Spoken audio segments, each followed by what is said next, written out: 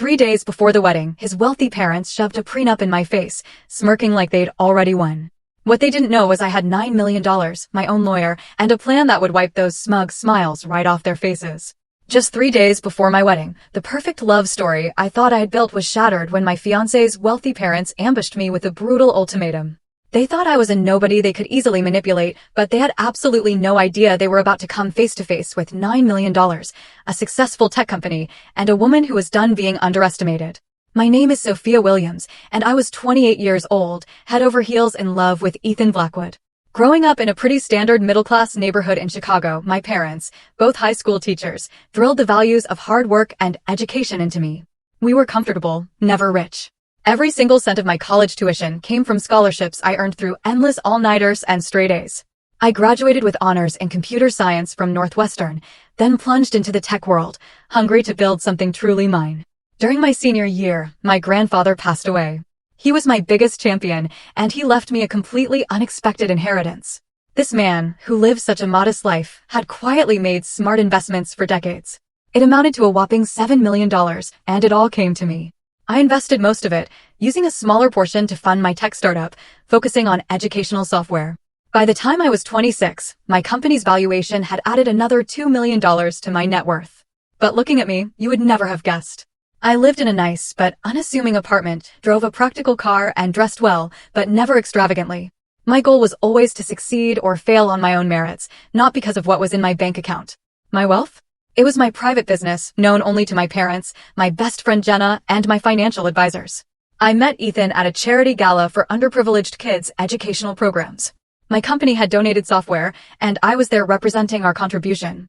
Ethan was there because, well, the Blackwoods always showed up at important social functions. But he stood out immediately.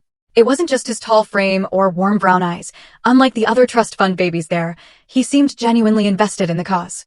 Our conversation that night just flowed, from education inequality to favorite hiking trails, even our shared obsession with spicy Thai food. When he asked for my number, I gave it to him without a second thought, even knowing exactly who his family was. The Blackwoods were Chicago old money, with a lineage that stretched back to early lumber barons. Their law firm, Blackwood and Associates, represented half the corporate power players in the Midwest. Our first date was a picnic in Millennium Park where Ethan showed up with homemade sandwiches and admitted he'd looked up my company online and was genuinely impressed by my work. That was Ethan all over, thorough, but truly genuine. After that, we were inseparable. Weekend hikes, cooking disasters in my kitchen, intellectual debates that sometimes lasted until sunrise, and a physical connection that made everything else melt away. He never flaunted his wealth, and I never revealed mine. It just seemed utterly unimportant compared to the incredible thing we were building together. He loved my passion for my work and my fierce independence. I loved that despite his privileged upbringing, he had this deep-seated sense of justice and fairness that guided his legal practice. But then came the first crack. 6 months in, he took me home to meet his parents. The Blackwood estate was this sprawling property in the most exclusive part of Lake Forest, with manicured gardens and a house that could comfortably fit 8 families. Richard and Victoria Blackwood were polite, but coolly assessing. Victoria, especially, had this chilling way of asking questions that sounded sweet, but each one felt like a surgeon's scalpel, meticulously probing for any sign of my supposed lack of pedigree. Northwestern is a fine school, she said over dinner, her voice dripping with fake sincerity. Did you find the scholarship program comprehensive? Then, and your parents are both teachers? How commendable. Such a necessary profession, though I imagine the financial constraints must have been challenging. Ethan either didn't notice these subtle digs or just chose to ignore them. He was the youngest of 3, clearly accustomed to navigating his mother with practiced ease. His father was more direct, but equally dismissive, speaking mostly to Ethan about people and events I knew nothing about, completely excluding me.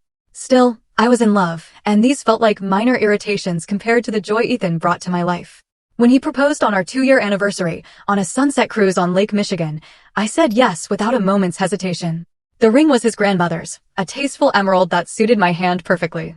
Wedding planning began as a dream, but slowly revealed more fissures in the foundation. Victoria had opinions about everything, from the venue to the flowers.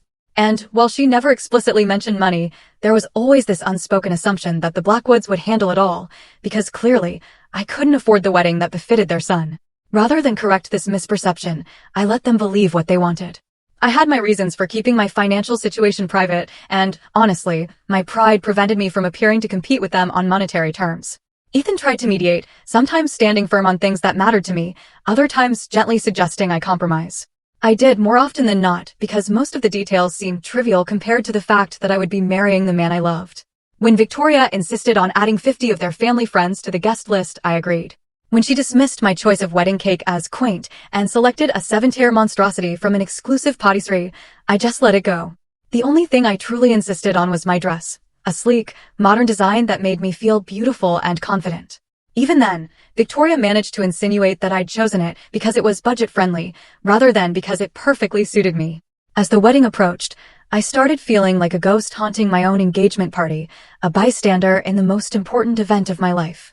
But I consoled myself with the knowledge that once we were married, Ethan and I would build our own life, separate from his family's daily influence. He'd already agreed we'd live in the condo we'd chosen together downtown, close to both our workplaces, not in the Blackwood family neighborhood as his mother had suggested. Then, 3 days before the wedding, everything was finally falling into place. The venue was prepped, flowers arranged, catering finalized. I'd just confirmed the last details with the photographer when I got a call from Victoria, inviting me to tea that afternoon. Ethan would be in meetings all day, she explained, and she thought it would be nice for us to have some one-on-one time before the wedding festivities began. Looking back, I should have recognized the predatory sweetness in her voice. But I was running on minimal sleep and maximum stress, and all I registered was the chance to maybe, finally, connect with my future mother-in-law. I had no idea I was walking into an ambush that would test not just my patience, but the very foundation of my relationship with Ethan and his family. The Blackwood estate looked even more imposing in the clear light of that Wednesday afternoon. As I pulled up in my modest Audi, I noticed Richard's Mercedes already in the driveway. That was unexpected. Victoria hadn't mentioned him joining us. The housekeeper, Marta, answered the door with her usual reserved smile and led me to the formal sitting room, not the sunroom where Victoria usually took tea. Another warning sign I completely missed in the moment. Victoria and Richard were already seated, both dressed as if for a business meeting.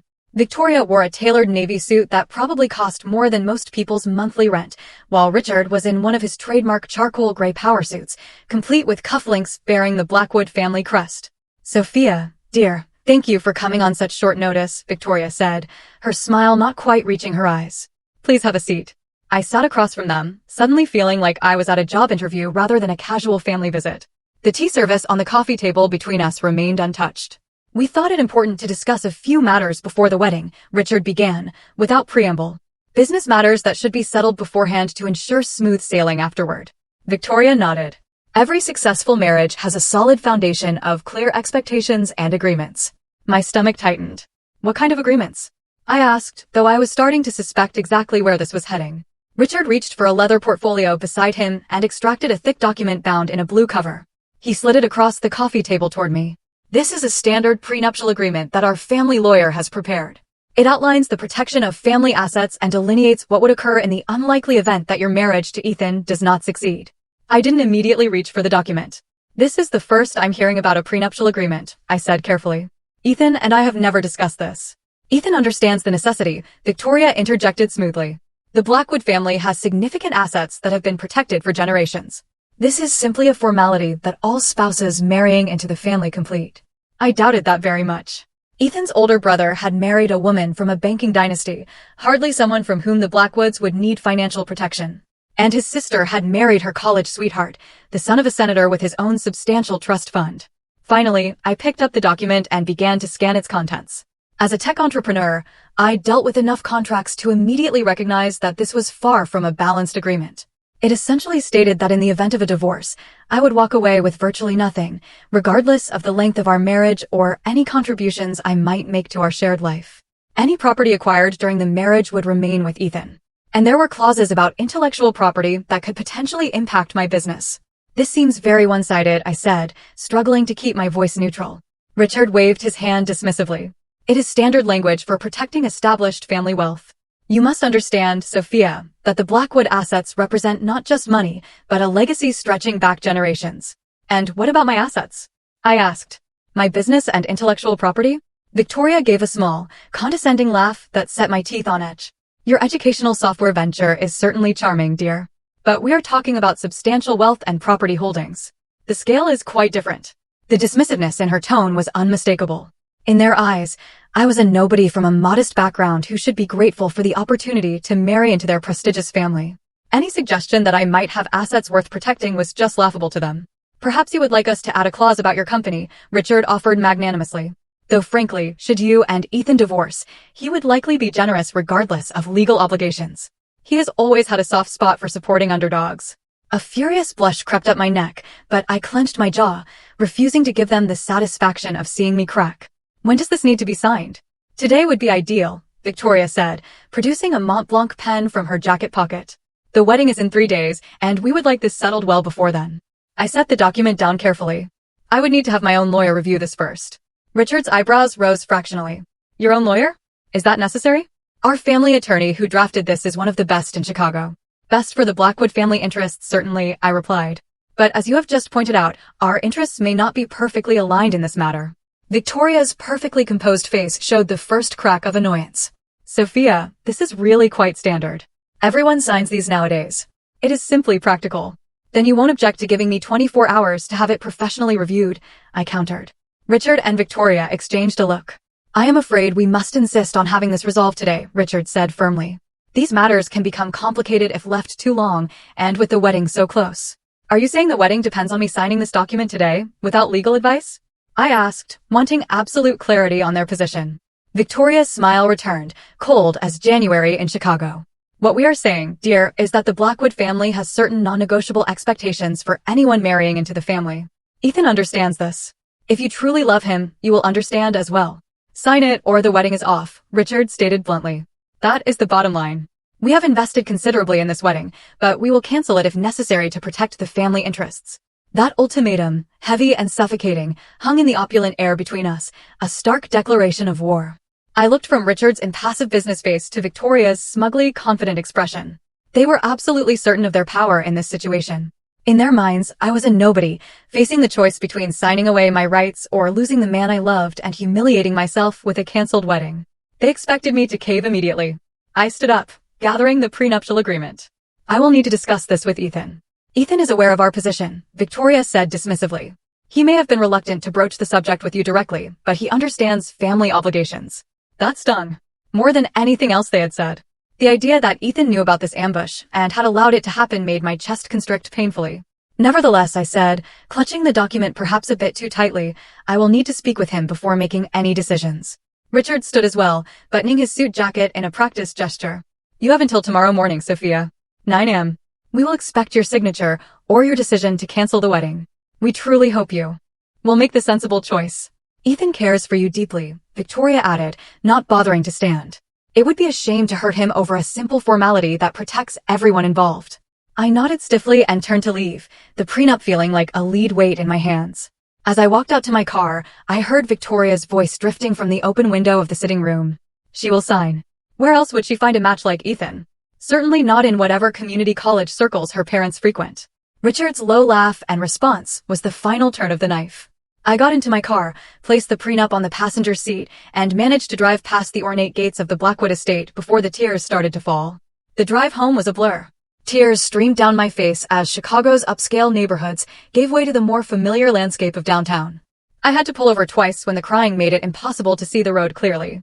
My phone rang 4 times, Ethan's name flashing on the screen, but I let it go to voicemail. I needed to process what had happened before I could talk to him. At a red light, memories flashed through my mind like scenes from a movie I had somehow starred in without realizing. Victoria commenting on my practical choice of car when I drove it to their house for the first time. Richard asking pointed questions about my business model and then dismissing educational technology as a niche market without real growth potential. The Christmas dinner where Ethan's brother had asked if I would be keeping my little company going after marriage, as if it were a hobby rather than my passion and livelihood. I had ignored or excused all these moments, believing they were isolated incidents or misunderstandings. Now I saw them as part of a brutal pattern, a consistent underestimation of my worth because I lacked their pedigree and perceived wealth. When I finally reached my apartment, I called the one person I knew would understand. They did what? Jenna's voice rose with indignation over the phone. 3 days before the wedding? That is beyond tacky, sophomore. It is straight up manipulative. Jenna had been my roommate in college and remained my closest friend. She knew everything about me, including the full extent of my financial situation, which was why she found the Blackwoods' behavior particularly galling. The worst part is that apparently Ethan knew, I said, curling up on my couch with the phone pressed to my ear. He just didn't have the guts to tell me himself. You don't know that for sure, Jenna cautioned. His parents could be bluffing. Either way, it doesn't look good for him, I replied. Either he knew and let them ambush me, or he has so little control in his relationship with them that they can threaten to cancel his wedding without his knowledge. Jenna was quiet for a moment. What are you going to do about the prenup? Have you read through all of it yet? Enough to know it's completely one-sided. They even have clauses that could affect my intellectual property rights to my company's software. Are you serious? That is outrageous. Jenna's outrage mirrored my own. You know what you need to do, right? Call Harold first thing tomorrow. Harold Winters had been my grandfather's attorney and continued to manage my legal affairs. He was shrewd, experienced, and most importantly, completely devoted to protecting my interests. I will, I promised. But first, I need to talk to Ethan. I need to understand where he stands in all this. After hanging up with Jenna, I finally gathered the courage to call Ethan back. He answered on the first ring. Sophia, thank God. Mom said you left upset. What happened? His concerned tone almost made me falter, but the memory of Victoria's smug face strengthened my resolve. What happened, I said carefully, is that your parents ambushed me with a prenuptial agreement and told me I either sign it by tomorrow morning or the wedding is off. They also implied you were fully aware of this plan. The silence on the other end was damning. Ethan? I prompted. I didn't know they were going to approach you like that, he finally said, his voice strained. I told them I would discuss it with you myself. So, you did know about the prenup, I confirmed, my heart sinking. Sophia, try to understand. Every marriage in my family for generations has had a prenuptial agreement. It's just how things are done. And you didn't think this was something to mention to me before your parents cornered me 3 days before our wedding? He sighed heavily. I was going to bring it up. I just kept putting it off because I knew it would upset you, and wedding planning was already stressful enough. So, you left it for your parents to handle, like I'm some problem to be managed? That's not fair. Ethan protested. I was trying to protect you. Protect me? I laughed bitterly. By letting your parents blindside me with an ultimatum? By letting them include clauses that could affect my business? That's not protection, Ethan. That is cowardice. You're overreacting, he said, his voice taking on the placating tone I had heard him use with difficult clients. It's just a standard legal document. Everyone signs them these days. Have you actually read it? I challenged. Another telling pause. Not in detail, he admitted. Dad said it was the standard family template. The standard family template that ensures I walk away with nothing in a divorce, regardless of what I contribute to our marriage or how long we're together? I summarized. The template that could potentially give your family claim to intellectual property developed by my company? That cannot be right, Ethan said, but uncertainty had crept into his voice. Dad wouldn't do that. Read it yourself, I suggested. Section 4, paragraph 3. I heard rustling on his end, presumably as he located a copy of the document. I need to look this over more carefully, he said after a moment, sounding troubled. Some of this language is more aggressive than I expected. Your parents gave me until 9 a.m. tomorrow to sign it or cancel the wedding, I reminded him. What is your position on that ultimatum? They shouldn't have done that, he said quickly. Of course, the wedding is not contingent on this. We can work it out. Can we? Because your mother made it very clear that this is a non-negotiable condition for marrying into the Blackwood family. Mom can be intense, but she doesn't make these decisions. We do. I wanted to believe him, but doubt had taken root. Then call them right now. Tell them the ultimatum is off the table and that we will address this after the wedding. Sophia, be reasonable. We cannot just dismiss this entirely. A prenup makes sense given the circumstances. What circumstances? I pressed. The fact that your family has money and I presumably do not? It's more complicated than that, he hedged. There are family trusts, business interests, things far too complex for a simple teacher's daughter to understand.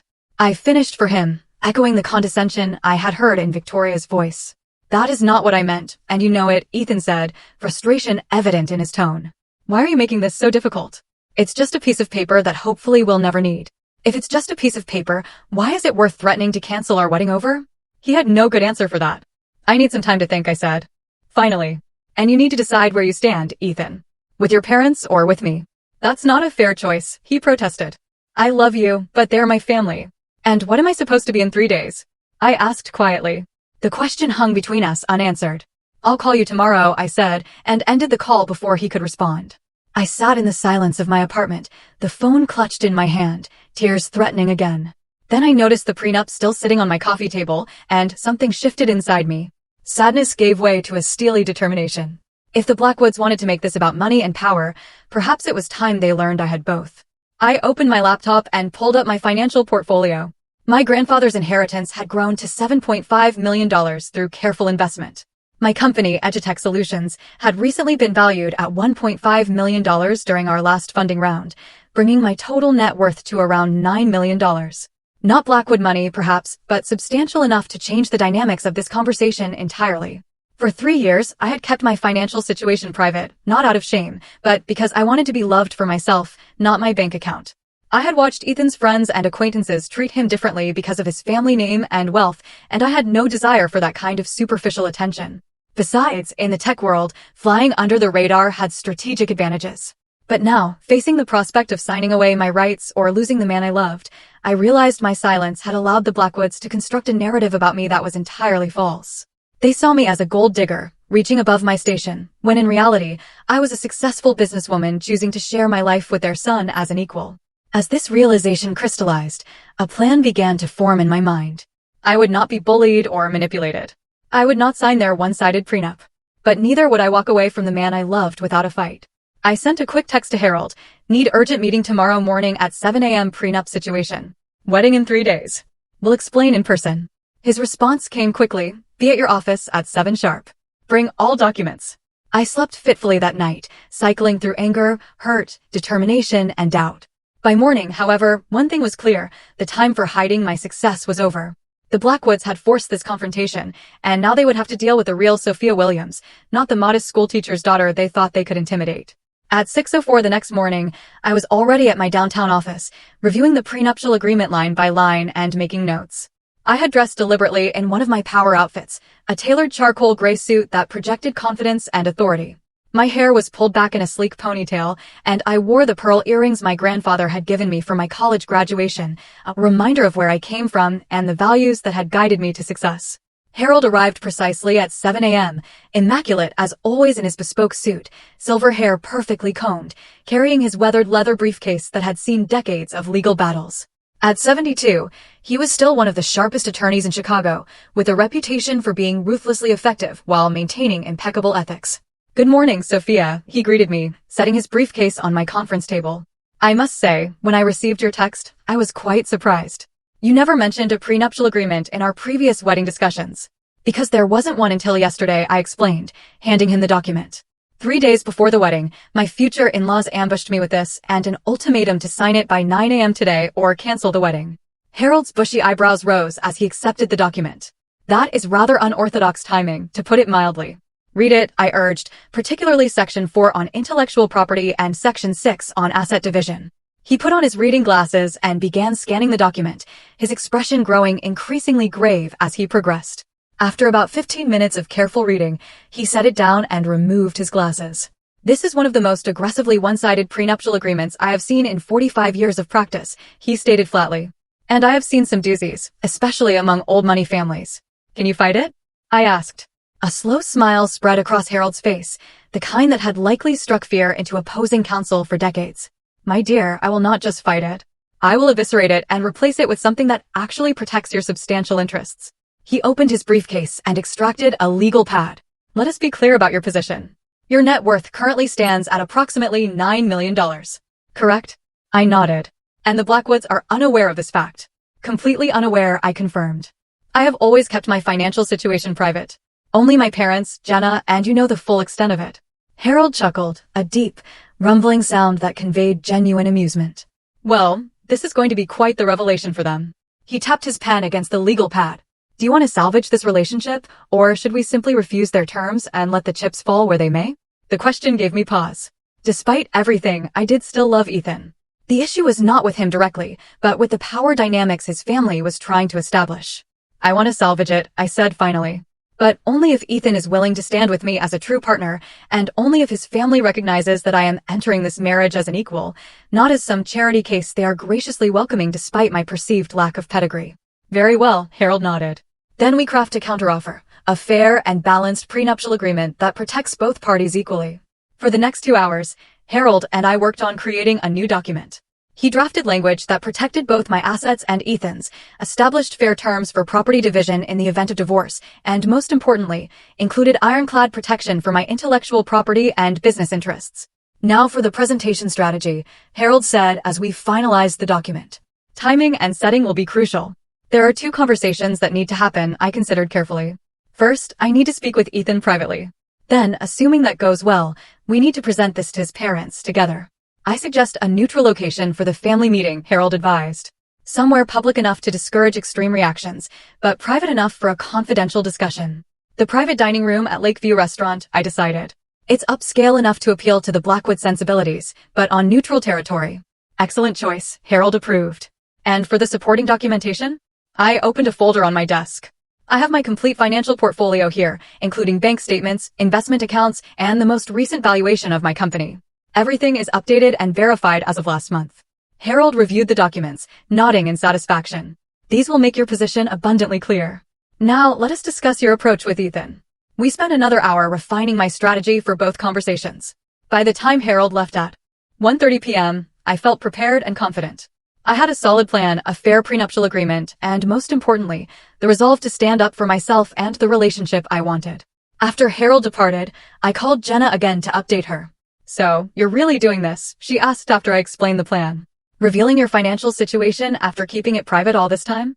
"I don't see another option," I replied. "Not if I want a marriage based on truth and equality." "And what if Ethan is angry that you kept this from him?" Jenna pressed. "Have you considered that possibility?" "I had, extensively." "Then we'll have to work through that together," I said. "But if he can't understand why I wanted to be loved for myself rather than my bank account, then maybe we're not as compatible as I thought."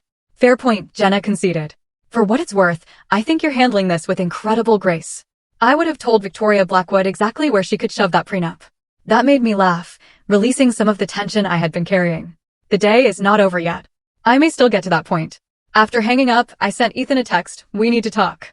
Meet me at Carlucci's at 1 p.m. Just the two of us." His response came quickly, "I will be there." "I love you." Those 3 words brought a fresh wave of emotion. Despite everything, I still believed he meant them. The question was whether love alone would be enough to weather this storm. I spent the next hour preparing myself, not just mentally, but physically. I went to the salon in my building for a blowout that left my hair looking sleek and professional. Then I touched up my makeup, opting for a polished look that projected confidence without being intimidating. The pearl earrings remained a talisman of sorts, connecting me to my roots and the grandfather who had always believed in me. By the time I left to meet Ethan, I felt like a warrior heading into battle, armed with truth, principle, and 9 million reasons why the Blackwoods had severely underestimated me. Carlucci's was one of our favorite restaurants, an upscale Italian place where we had celebrated our first anniversary. The familiar setting felt right for this conversation, a reminder of happier times and the foundation of love that had brought us to the brink of marriage. I arrived a few minutes early and requested a quiet corner table. The maitre d', who knew us as regulars, led me to a secluded spot near the back, well away from other diners, perfect for what would likely be an intense conversation. Ethan arrived precisely at 1, looking haggard.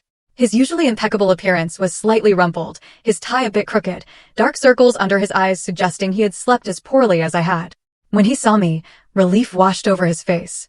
"Sophia," he said, sliding into the seat across from me. "Thank you for meeting me. I've been worried sick since our call last night." I studied him carefully, searching for signs of the man I had fallen in love with rather than the Blackwood heir who had allowed his parents to ambush me. "I almost didn't come," I admitted. "Your parents put me in an impossible position." He reached for my hand across the table. "I know, and I am so sorry. I spoke with them last night after we talked. It did not go well. That caught my attention." "What happened?" "I told them their ultimatum was unacceptable and that if anyone was going to cancel the wedding over this, it would be me, not them." A flicker of hope ignited in my chest. "And how did they respond?" Ethan sighed heavily. "Dad said I was being naive and emotional. Mom cried and accused me of choosing an outsider over family. It was the same manipulation they've used my entire life." "Did it work?" I asked pointedly. He met my eyes directly. "No, not this time. I told them either they withdraw the ultimatum or I would personally call every wedding guest tonight and explain exactly why the ceremony was canceled." Despite everything, I felt a surge of pride in him. That must have been difficult. It was terrifying, he admitted with a rueful smile, but also strangely liberating. For the first time in my life, I walked out of that house without conceding to their demands. The waiter approached and we both ordered just drinks. Neither of us had much appetite. When we were alone again, Ethan continued, "I spent the night at Jason's place trying to figure out what to do next. The prenup itself is not unreasonable in theory, but the way they approached it and some of the terms I saw, it made me ashamed to be a Blackwood." I took a deep breath. This was the moment to begin revealing my own truth. "Ethan, there is something important I need to tell you. Something I have kept from you throughout our relationship." His expression shifted to concern. What is it? I am not who your parents think I am, I began carefully. Or rather, I am more than they have assumed. Confusion flickered across his face. What do you mean? I reached into my bag and withdrew a folder containing printouts of my financial statements. When my grandfather died during my senior year of college, he left me an inheritance. A substantial one. I slid the folder across the table. Ethan opened it with a puzzled expression that quickly transformed to shock as he scanned the documents. $7.5 million, he read incredulously. And your company another $1.5 million? Sophia, this is, why did you never tell me? For the same reason you don't introduce yourself as Ethan Blackwood of the Chicago Blackwoods to everyone you meet, I explained. I wanted to be known for who I am, not what I have. I wanted genuine relationships based on mutual respect and shared values, not wealth or status. He was still processing the financial statements, flipping through pages with growing astonishment. All this time, my parents have been treating you like a gold digger after the Blackwood fortune. I finished for him. Ironic, isn't it? Ethan looked up at me, his expression a mix of amazement and something else. Was it hurt? Did you not trust me enough to share this? That was the question I had been dreading, but I owed him honesty. It was never about trust, Ethan. At first, it simply didn't seem relevant. Then, as I got to know your family and saw how much emphasis they placed on wealth and status, I became reluctant to reveal it. I didn't want to be valued for my bank account. And, honestly, I was curious to see how they would treat me without knowledge of my financial situation. As a test, he asked, a note of defensiveness entering his voice. Not of you, I clarified quickly. Never of you. But yes. In some ways, it became a test of your family's character. One they failed spectacularly yesterday. Our drinks arrived, providing a brief respite from the intensity of the conversation. When the waiter departed, Ethan took a long sip of his scotch before speaking again. I understand your reasoning, he said slowly. But I can't help feeling there was a lack of transparency between us. That cuts both ways, I agreed. I should have told you about the prenup expectations, and you should have told me about your financial situation. He was right, and I acknowledged it with a nod. You're right. Perfect honesty would have avoided this entire situation. But we're here now, and we need to decide where we go from here. What do you want to do? He asked, and I could hear the genuine question beneath the words. He wasn't just asking about the prenup or the wedding, but about us, our future. I pulled out another folder, this one containing the prenuptial agreement Harold and I had drafted that morning. I want a marriage of equals, I said, sliding it toward him. I want a partnership where we both protect what we have built individually while committing to build something greater together. And I want in-laws who respect me as that equal partner, not as some charity case their son nobly rescued from middle-class obscurity. Ethan opened the folder and began reading the new prenup. As a lawyer himself, he quickly grasped the fairness of the terms compared to his parents' version. This is entirely reasonable, he said, looking up. Balanced protection for both parties, clear terms on intellectual property, fair approaches to future earnings and assets acquired during marriage. That's what a prenuptial agreement should be, I replied. Not a weapon, but a shield that protects both parties equally. He closed the folder and reached for my hand again. This time, I allowed him to take it. So, what happens next? That depends on you, I told him. Honestly, I need to know where you stand, Ethan. Not just about the prenup, but about our relationship and your family's role in it. I need to know that when we say our vows in 3 days, we are truly becoming a team that faces the world together, including your parents. Ethan squeezed my hand, his eyes never leaving mine. When I left my parents' house last night, I made a choice. I chose us. Not because it was easy, but because it was right. I love you, Sophia. I love your brilliance, your integrity, your compassion. Whether you have $9 or $9 million does not change that. The sincerity in his voice melted some of the ice that had formed around my heart. Then here is what I propose, I said. We meet with your parents this evening. Together, we present this new prenuptial agreement as non-negotiable. We make it clear that our marriage will be a partnership of equals, and that the dynamics between us and your family need to reflect that reality.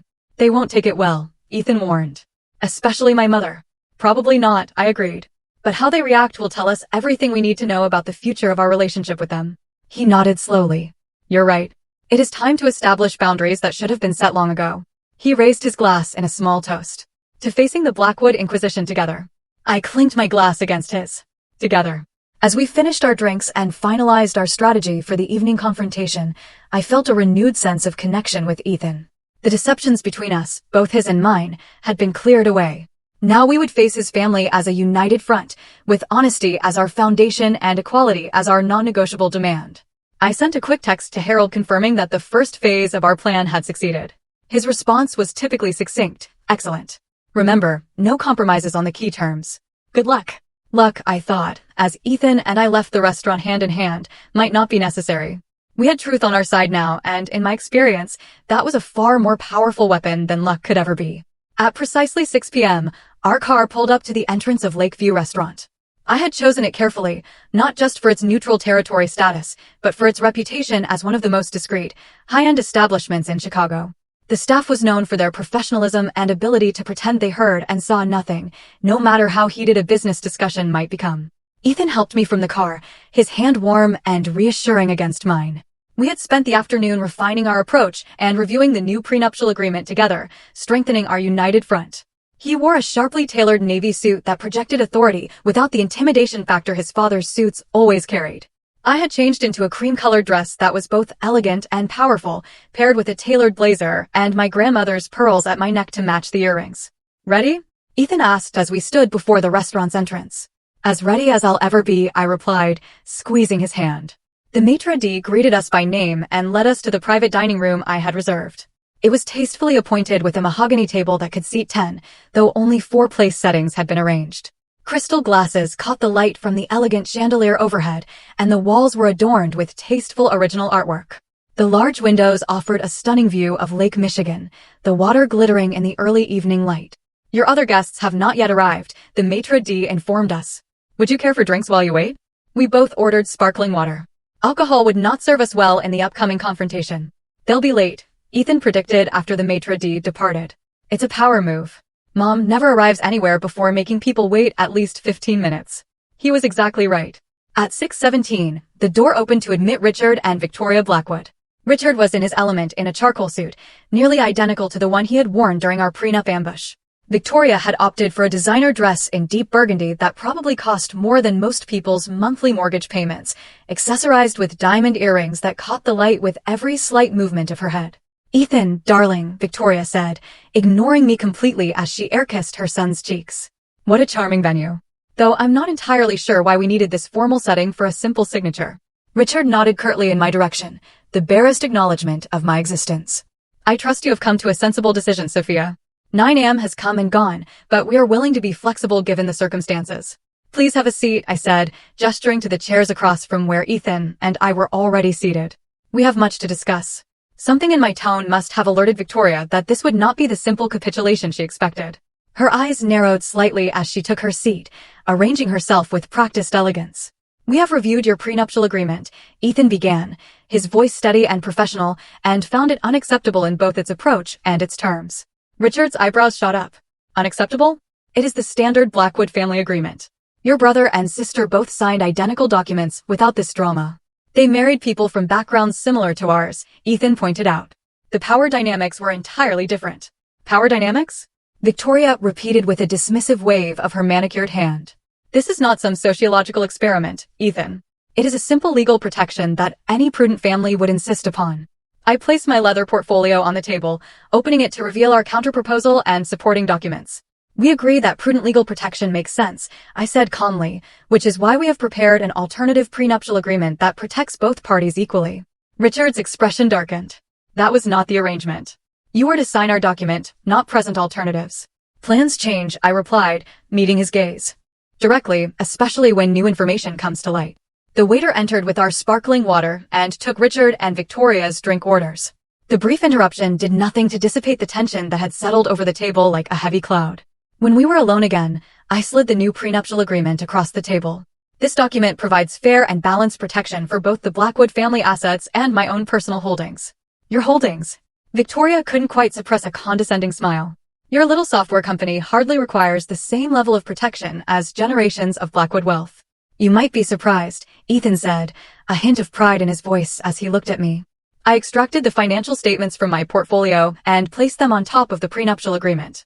My current net worth is approximately $9 million, I stated matter-of-factly. $7.5 million in diversified investments from my grandfather's estate and $1.5 million in the form of my company valuation from our last funding round. The shock that registered on both their faces was everything I had imagined and more. Richard recovered first, his lawyer's mind quickly recalibrating as he reached for the statements with barely concealed disbelief.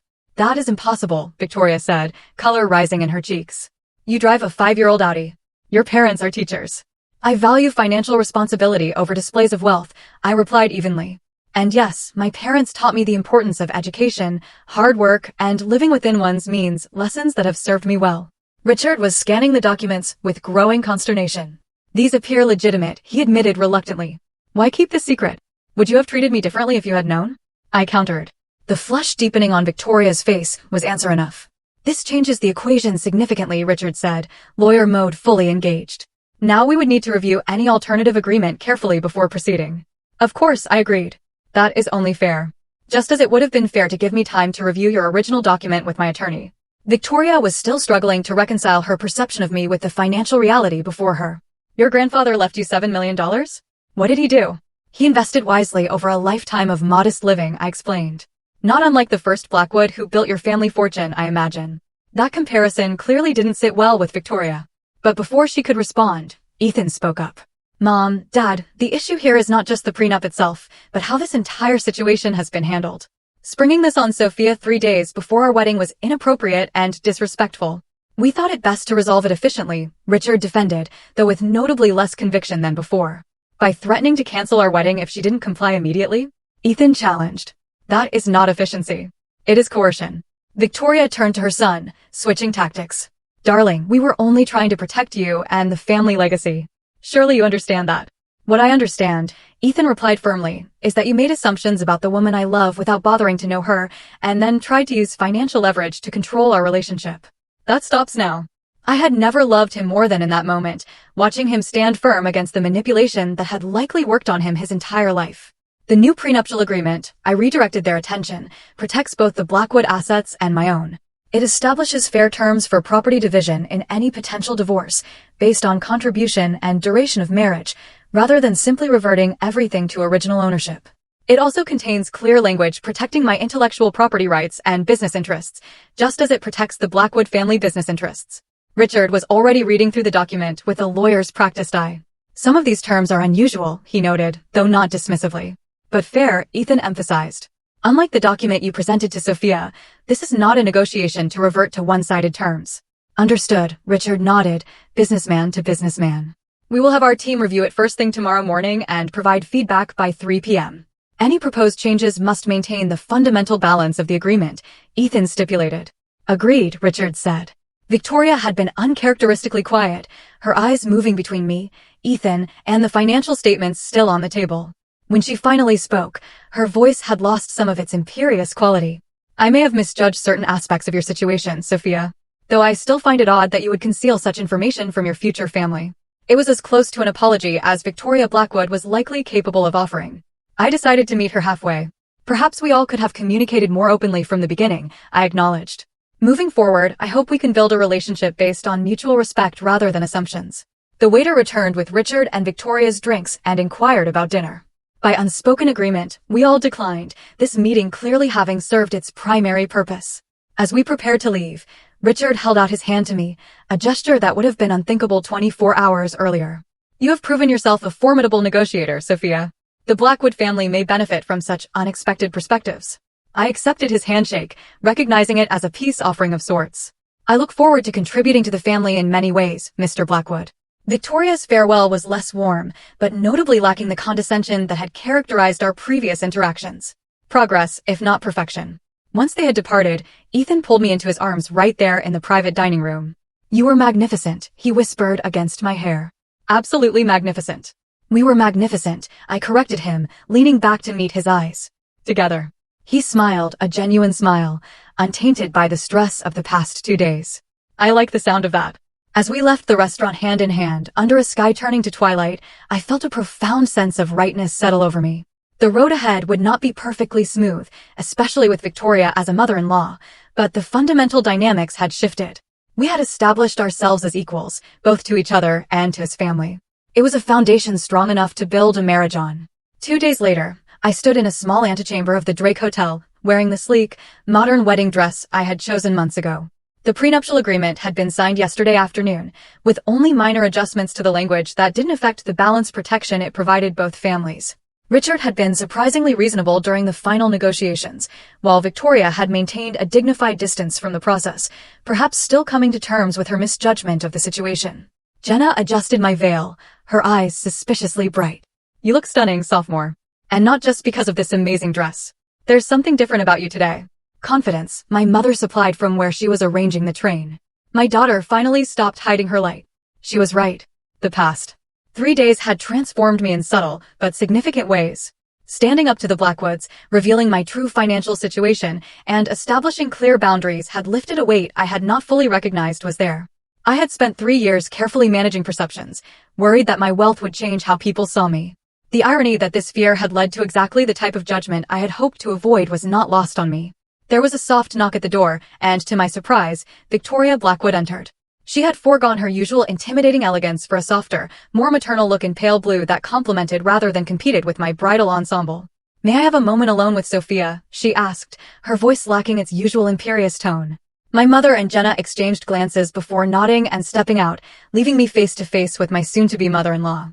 Victoria approached slowly, taking in my appearance with an expression I couldn't quite read. "You make a beautiful bride," she said finally. "Thank you," I replied, uncertain where this conversation was heading. She fingered the delicate lace of my veil, a surprisingly vulnerable gesture from a woman who calculated her every move. "I owe you an apology, Sophia. A proper one, not the half-hearted acknowledgement I offered at the restaurant. My behavior was inexcusable. Not just the prenuptial agreement ambush, but the months of subtle condescension and judgment before that. I made assumptions based on superficial factors and never bothered to know the real woman my son loves." The sincerity in her voice was unmistakable. "That cannot have been easy to admit," I acknowledged. A small, rueful smile touched her lips. "The Blackwoods are not known for admitting mistakes. It is a family trait I hope you and Ethan will improve upon in the next generation." She reached into her clutch and extracted a small velvet box. "I brought you something. A peace offering of sorts." I accepted the box cautiously and opened it to find a pair of diamond and sapphire earrings that clearly had significant age and history. "These belonged to Ethan's great-grandmother," Victoria explained. "She was the daughter of a factory worker who married into the Blackwood family against considerable opposition. She went on to save the family business during the Depression through sheer determination and business acumen that her husband lacked." The parallels were obvious, and I was touched by both the gesture and its symbolic meaning. "They are beautiful," I said sincerely. "Thank you for sharing this history with me. Perhaps you would consider wearing them today? Something old and something blue, as they say." I nodded, removing my pearl earrings and allowing Victoria to help me put on the sapphire ones. It was a small moment of connection, a tentative bridge across the chasm that had separated us. "Ethan loves you deeply," she said as she stepped back to regard me. "That should have been enough for me from the beginning. I hope you can forgive my failure to see that." "I think we have both learned something about assumptions and appearances," I replied. "Moving forward is what matters now." She nodded, composing herself with visible effort. "Now, I should rejoin Richard. Your father will be here shortly to walk you down the aisle." At the door, she paused. "Welcome to the family, Sophia." Truly. After she left, I studied my reflection in the mirror, the sapphire earrings catching the light when I turned my head. They represented something important, a recognition that I was not just marrying Ethan, but joining a lineage of strong women who had shaped the Blackwood destiny in their own ways. My father arrived minutes later, his eyes growing misty when he saw me. "My brilliant girl," he said, embracing me carefully to avoid disturbing my dress. "Ready to start this new chapter?" "More than ready," I assured him. The ceremony was everything I had hoped for, intimate, despite the 200 guests in attendance. When Ethan saw me walking down the aisle, the love shining in his eyes made everything else fade away, all the stress and conflict of the past week disappearing in the face of what truly mattered. Our vows were traditional, but spoken with a depth of meaning that moved many to tears, including, surprisingly, Victoria. At the reception, I noticed subtle shifts in how the Blackwood family and friends interacted with me. Gone was the condescension, replaced by genuine interest and respect. Richard introduced me to his business associates with pride, emphasizing my entrepreneurial success. Victoria made a point of seating me next to her oldest friend, a federal judge, whose approval clearly mattered to her. Ethan noticed it, too. "Amazing what $9 million can do for one's social standing," he murmured in my ear as we shared our first dance. "It's not about the money," I replied. "It's about standing up for yourself and demanding respect." "Perhaps a bit of both," he acknowledged with a smile. "Either way, I've never been prouder to call you my wife." Our honeymoon in the Greek islands was a blissful escape from family dynamics and prenuptial negotiations. For 2 weeks, we were simply Ethan and Sophia, two people in love exploring whitewashed villages and crystal blue waters. We talked about the future, about building our life together as true partners, and about the boundaries we would maintain with both our families going forward. 6 months later, those conversations were put to the test when Victoria began dropping hints about a Blackwood family tradition of weekly Sunday dinners and the expectation that we would attend once a month. Ethan countered firmly when we discussed it privately. We need our own traditions and time together. I agreed, and to my surprise, Victoria accepted this boundary with minimal resistance, perhaps recognizing that the new dynamics between us were healthier for everyone. Richard showed his evolving respect in more practical ways. He invited me to consult on a technology upgrade for the family law firm and actually listened to my recommendations.